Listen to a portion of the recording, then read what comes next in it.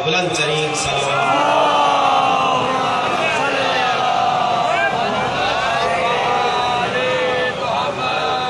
وعجل فرجهم خالق کائنات انسانیت آدمیت بشریت کو ایک عظیم و شان پیغام کی طرف متوجہ فرما رہا ہے کہ لوگوں یہ مجھ اللہ کا ارادہ ہے کہ میں رجس کو اہل بیت سے دور رکھوں اور اہل بیت کو ایسا پاک رکھوں جیسا پاک رکھنے کا حق ہے۔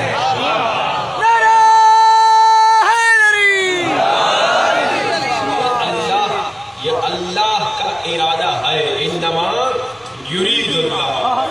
اچھا، اللہ نے کمال کا لفظ استعمال کیا یرید اللہ، کیونکہ اللہ نے قرآن میں ایک بار پہلے بھی حضرت اسماعیل اور حضرت ابراہیم کو اس سے ملتا جلتا ایک جملہ کہا تھا، اس سے ملتا جلتا ایک لفظ کہا تھا۔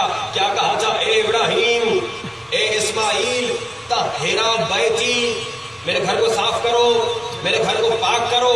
وہاں یہ نہیں کہا کہ میرے ارادے سے میرا گھر پاک ہے، مگر یہاں کہا میرے ارادے سے اہل بیت رجس سے دور ہے، میرے ارادے سے رجس اہل بیت سے دور ہے، میرے ارادے سے۔ یا اللہ، یہاں بھی تو حکم دے دیتا، اے اہل بیت رسول خود کو پاک کر دو، اے اہل بیت رسول خود کو طاہر کر دو۔ اگر اللہ سے یہ کہا جائے، اگر اللہ سے یہ پوچھا جائے، اے میرے اللہ، یہاں تو نے وہ حکم کیوں نہیں دیا جو ابراہیم اور اسماعیل کو اپنے گھر کے صاف کرنے کے متعلق دیا؟ تو اللہ ایک جواب ضرور دے گا۔ اگر میں یہاں کہہ دیتا اے اہل بیت رسول خود کو پاک کر دو، تو بعد میں آنے والے دشمنان اہل بیت کہتے اللہ نے تو کہا، پتہ نہیں انہوں نے عمل بھی کیا یا نہیں۔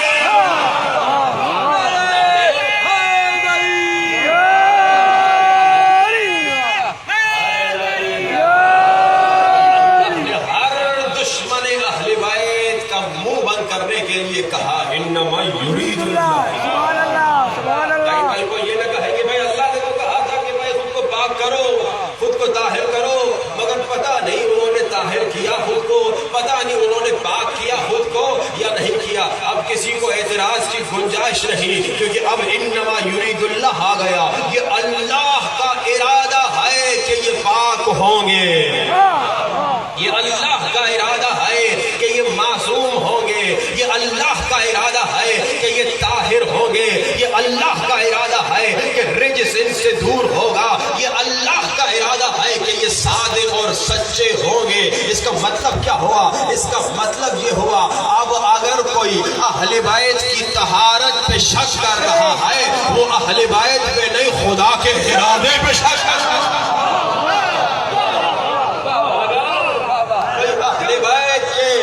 صداقت اور طہارت پہ شک کرے، وہ ان پہ شک نہیں، وہ اللہ کے ارادے۔ بلکہ آسان الفاظ کر دوں، اب اگر کوئی کہے کہ سیدہ کا دعویٰ درست نہیں ہے، وہ سیدہ پہ اعتراض نہیں، وہ خدا پہ اعتراض کر رہا ہے۔ بلند ترین صلوات۔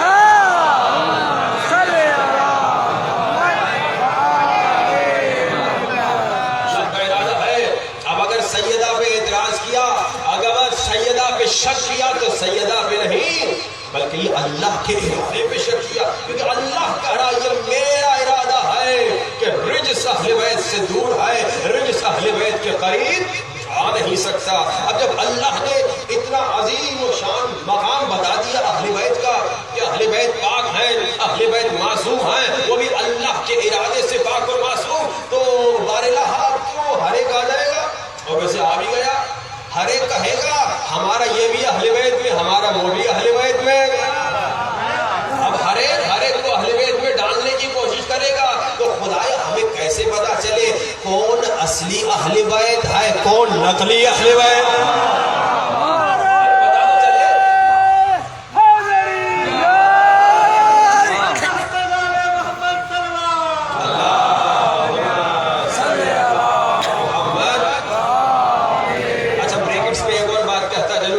ماشاءاللہ کہ جو ہمارے بزرگ جوان جو سامنے بیٹھے ہوئے ہیں، یہ جو نعرہ حیدری لگا رہے ہیں نا، بہت بڑا ثواب کر رہے ہیں۔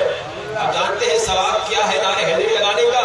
آپ کہتے ہیں نعرے حیدری تو سارا مجمع کیا کہتا ہے؟ یا علی. اور آپ جانتے ہیں اللہ کے رسول کہہ چکے ہیں علی کا ذکر عبادت ہے. تو یعنی جو نعرہ لگوا رہا ہے، جو نعرہ لگا رہا ہے، وہ دوسروں سے عبادت کروا رہا ہے. لیکن ایک چیز میں نے غور کی ابھی کہ سامنے والے تو عبادت کروا رہے، پیچھے والے پتہ نہیں کہاں گھوم رہے ہیں. وہ جو درمیان کا مجمع ہے، جو آخر میں بیٹھے ہیں، جو درمیان اور آخر میں بیٹھے ہوئے ہیں، وہ بھی ذکر علی کروائے دوسروں سے تاکہ انشاءاللہ عبادت کا ثواب وہ بھی کمائے. خدایا اب ہر ایک کہہ رہا ہے میں بھی اہل بیت میں، یہ بھی کہہ رہا ہے میں بھی اہل بیت میں، وہ بھی کہہ رہا ہے میں بھی اہل بیت میں. اب کیسے پتا چلے کون اہل بیت الرسول ہے حقیقتاً اور کسے دوسرے لوگوں نے زبردستی ڈالا ہے؟ تو اگر اللہ سے پوچھا جائے، اللہ کہے گا پریشان ہونے کی بات نہیں. اسی آیت پہ غور کر لو. آیت نے کیا کہا؟ انما یرید اللہ، یہ اللہ کا ارادہ ہے کہ رجس اہل بیت سے دور رہے گا. اسی آیت پہ غور کرو، لفظ رجس پہ غور کرو. رجس کیا ہے؟ عربی زبان کا لفظ ہے. قرآن میں کتنی مرتبہ آیا ہے؟ 10 مرتبہ آیا ہے. پورے قرآن کو پڑھ لیجیے، دیکھ لیجیے رجس کہاں کہاں آیا ہے. کچھ آیتوں کی طرف اشارہ کروں گا. سورہ مائدہ 5واں سورہ آیت نمبر 90 ارشاد ہوا انما الخمر والمیسر والانصاب والازلام رجس من عمل الشیطان. اہل بیت کون؟ جو رجس سے دور. رجس کیا ہے؟ تو سورہ مائدہ میں اللہ نے کہا شراب کا پینا رجس، جوا کا کھیلنا رجس. توجہات کا طالب ہوں، اہل بیت کون ہے؟ جو رجس سے دور ہے. توجہات کا طالب ہوں. دوسری آیت سورہ حج، سورہ نمبر 30، سورہ حج آیت نمبر 30 ارشاد ہوا فاجتنبوا الرجس من الاوثان واجتنبوا قول الزور. خدایا رجس کیا ہے؟ کہا بت پرستی رجس ہے، جھوٹ کا بولنا رجس ہے. اہل بیت کون ہے؟ 33ویں سورے کی 33ویں آیت نے کہا اہل بیت وہ ہے جو رجس سے دور ہے، جن سے رجس دور ہے. رجس کیا ہے؟ شراب کا پینا رجس. اہل بیت کون ہے؟ جو رجس سے دور ہے. رجس کیا ہے؟ بتوں کا پوجنا رجس. اہل بیت کون ہے؟ جو رجس سے دور ہے. رجس کیا ہے؟ جھوٹ کا بولنا رجس. تو بس معلوم ہو گیا کہ اہل بیت کون ہو سکتے ہیں. اہل بیت بس وہی ہو سکتے ہیں جس نے پیدا ہونے والے دن سے لے کر آخر دن تک نہ کبھی شراب پی ہو، نہ کبھی بت پرستی.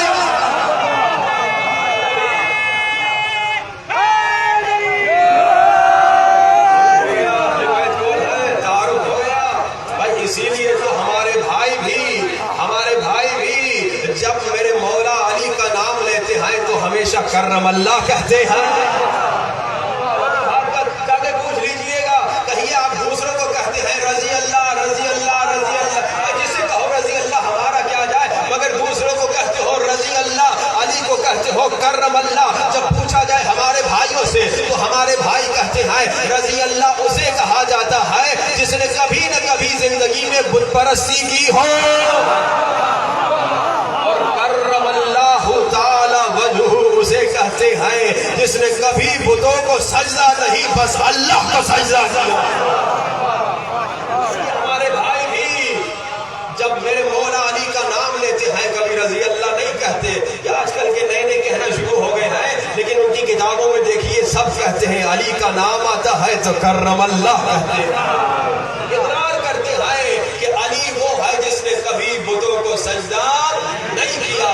علی وہ ہے جس نے بس ہمیشہ خدا کا سجدہ کیا. یہ تعریف ملتا ہے علی کے عاشقوں، علی کے محبوں، علی سے محبت کرنے والوں. سنو اپنے مولا علی کا مقام تاریخ میں ملتا ہے. ابھی آپ نے کیا سنا؟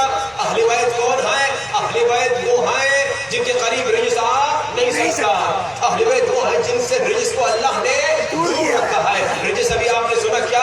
جھوٹ کا بولنا رجس، بتوں کا پوجنا رجس، شراب کا پینا رجس. اب تاریخ میں ملتا ہے کہ ایک بادشاہ کا زمانہ تھا اور بادشاہ کے زمانے میں ایک شرابی کو لایا گیا. شرابی کو جب لایا گیا تو بادشاہ نے کہا کہ بھائی میں شرابی کو سزا دوں گا چاہے میرا بیٹا ہی کیوں نہ ہو. میں شرابی کو سزا دوں گا چاہے میرا اپنا ہی کیوں نہ ہو. شرابی نے کہا اب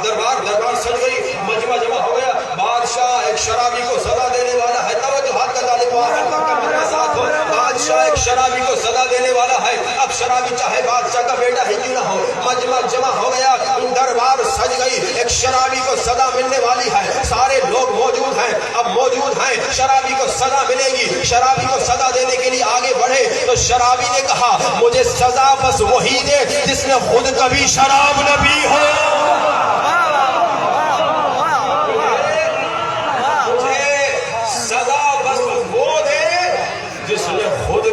شراب نہ بھی ہو.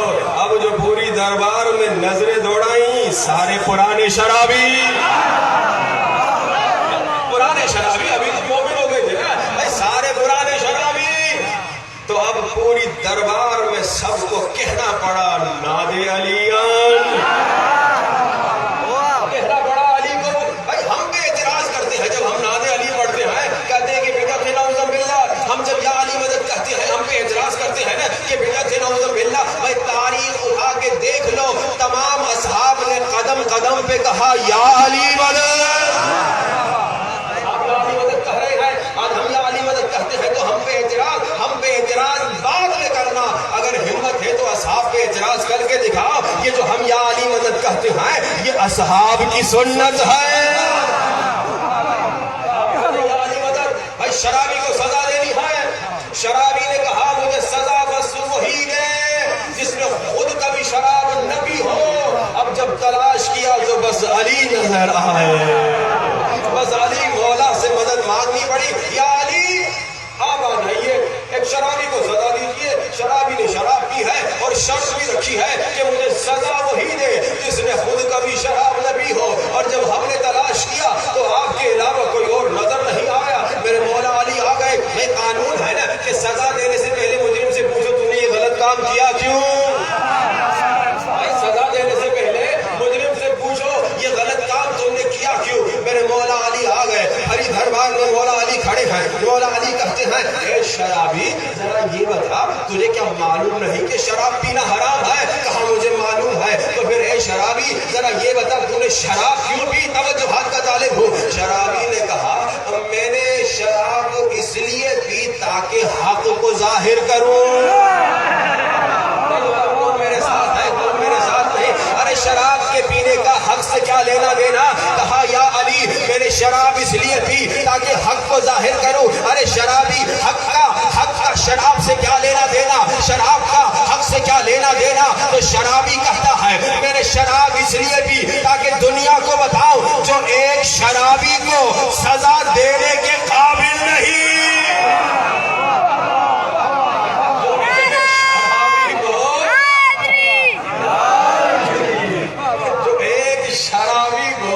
سزا دینے کے قابل نہیں وہ منبر رسول پہ کیسے گئے. ایک عظیم و شان نعمت ہے, اس پہ ہر ایک بیٹھ نہیں سکتا. اگر اس پہ کوئی بیٹھے تو وہی بیٹھے جو کم سے کم شرابی کو تو سزا دے سکے. منبر رسول عظیم نعمت ہے میرے بھائی. یہ منبر رسول تمام عالم اسلام کو ایک عظیم تحفہ ملا ہے. اس منبر رسول سے پیغام رسول کو آگے بڑھائیے. یہ منبر رسول نعمت ہے, اس نعمت کو استعمال کیجیے اور پیغام رسول پہنچائیے. رسول کا پیغام کیا ہے اے میرے شیعہ بھائیوں, اے میرے سنی بھائیوں, رسول کا پیغام کیا ہے. رسول مسلسل اپنا پیغام بتا رہے ہیں. رسول کا پیغام یہ ہے کہ جب فاطمہ آتی ہیں احترام میں کھڑے ہو کر بتا رہے ہیں کہ میرے رسول کا پیغام یہ ہے اے مسلمانوں فاطمہ کی عزت کرو.